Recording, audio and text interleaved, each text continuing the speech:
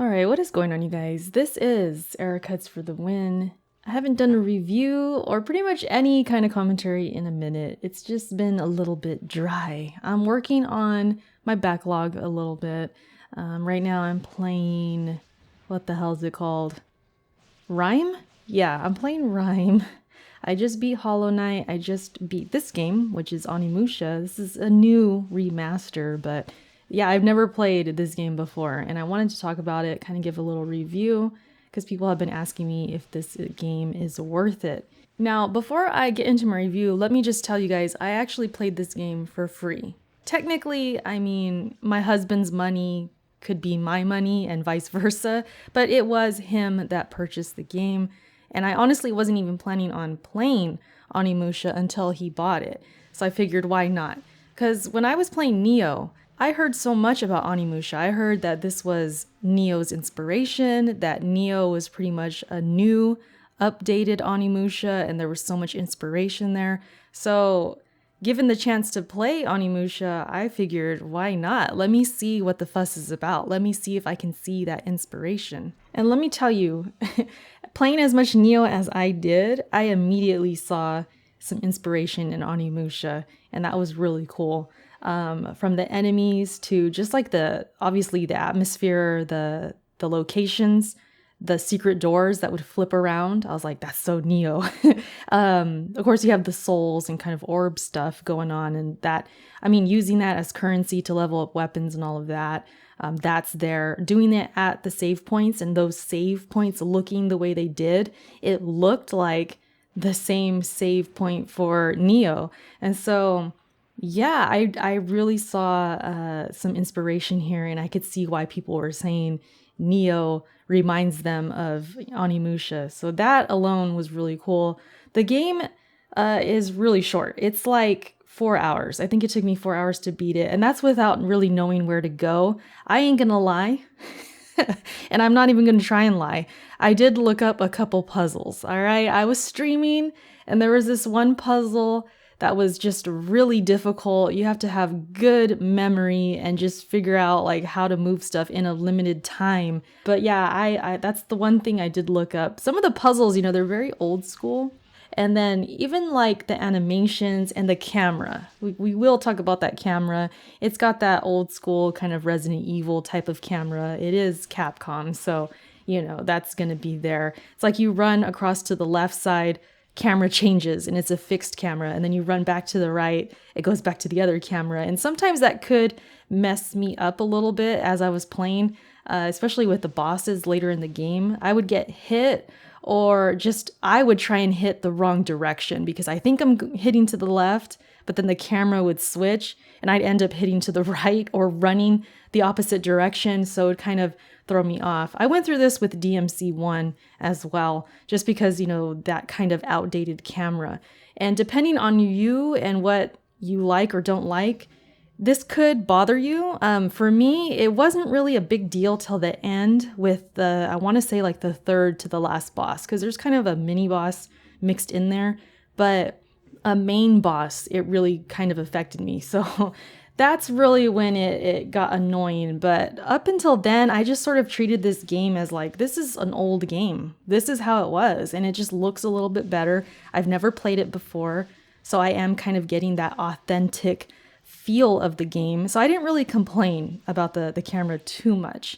Again, that boss though, towards the end, yeah, it was a little annoying. But if you're somebody who this just bothers you and you don't like outdated cameras, you just can't stand it, you might not like this game, maybe just for that alone.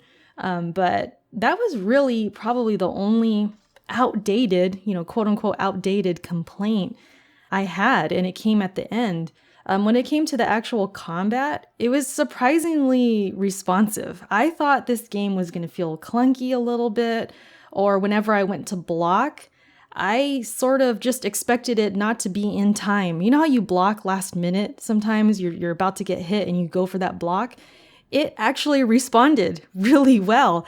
And I was like, damn, this is good, because I rely on that. Obviously, with a game like this, you got to block. You got to hit at the right moments and block at the right moments. So to be able to pull that off with a game that is this old, to me, that was impressive. You know, knowing how old this game it is, I know it's a remaster, but still, I guess I was expecting clunkiness, but it really didn't feel that way. Of course, the camera makes it feel that way at times, but overall, it was pretty responsive. So that is something I can appreciate.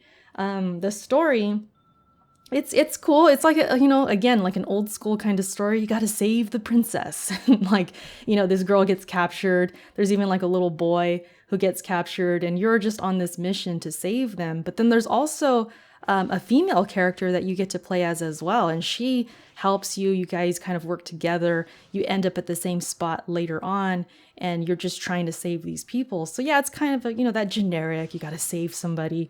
But it was cool. I liked it. It was all right. It was entertaining. I was laughing a few times just at the voice acting and how the lips sometimes didn't sync with what they were saying. There'd be times my character would just be talking and talking. You can hear his mouth or you can see his mouth just going and going.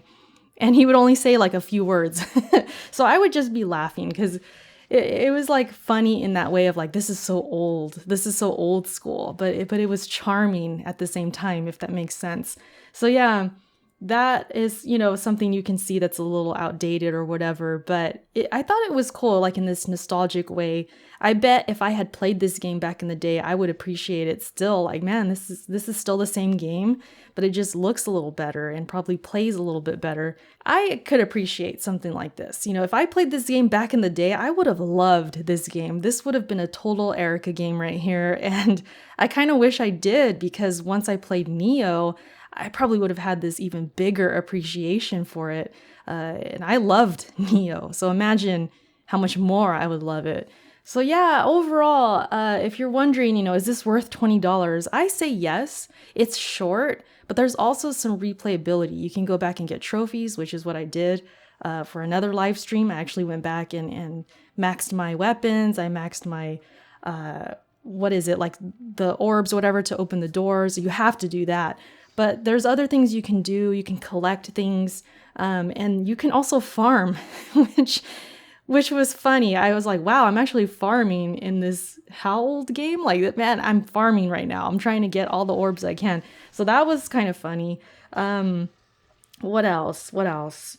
There's also like this dark realm. It's like a challenge arena. You get placed in this, I don't even know what to call it. It looks like an alien infested kind of place or something. You're just in there. You're stuck in there. And you have to fight your way out. You got to kill as many enemies as you can to get to the next levels. And you just have to survive. There's not a lot of health. They're very stingy with the health. Trust me. I struggled a little bit. But yeah, it's like this whole challenge thing, and it's pretty long. Like, you can really spend some time just trying to get through it. So yeah, there's replayability here. There's things to do afterwards. And also with the story and how it concludes and the characters, saving them and everything, you kind of get what you came for. It's like you get the whole experience. It doesn't feel like they left anything out, or this was way too short that it hurt the game. I mean, it's a classic old school game that you just kind of run through in one night. And that's really cool. I appreciated it. If it was any more than $20, we'd probably be talking about it differently. But $20 to me is like, wow, that's not too bad considering I liked the game. Now, if I didn't enjoy the game, then I'd be telling you guys, yeah, spend the 20 somewhere else. But I actually liked it and had a good experience with it. So I'd say go for it if this is interesting to you. If you loved Nioh and you want to see the past inspiration that it really had, or just you want to see like an old school slowed down Nioh, this is kind of the best thing I think right now. So yeah, I'd say go for it. For me as a first timer, I thought it was cool. I thought it was worth it. And I would even like it if they remastered the other ones, because I'm hearing part 3 is really good. I think part 2 or one of them, but I would like to see what those are about as well. And if they can take our purchases as a sign to go ahead and remake this series or bring it back, that would be cool too. And I know there's a lot of old school fans who want that, so I'm with you guys. I approve. It was a good game. So yeah, that's it, you guys. Thanks for watching. Thanks for listening. I'm on my new mic now, in case you haven't noticed. Tell me how it sounds. And I will catch you guys in my next video. Until then, take care, and I will talk to you guys later. Bye.